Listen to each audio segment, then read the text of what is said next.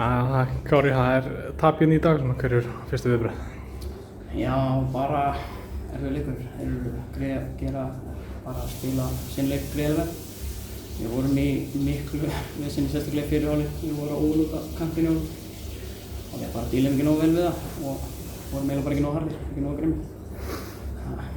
Já, hann lokaði aðeins í seinni hálfleik, hvað fannst þið breytast?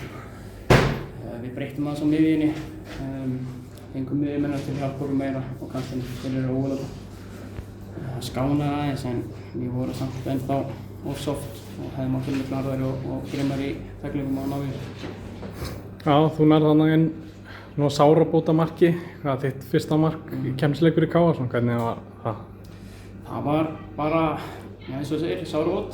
Það gerði nú ekki mikið fyrir leikinn en það gerir stöðuna mína nettó í mörkum fyrir KR aðeins skárri. Ég nettó -1 núna, skoraði 2 sjálfsmörk á fyrsta markið, þannig að reynum að rétta það fyrir lóktímabils. Já, bara tímabilið hjá KR og þér, hvernig horfir að það?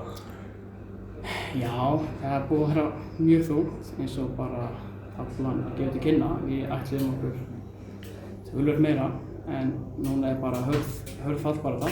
Það er bara staðan og við verðum bara að tekla það með sóma.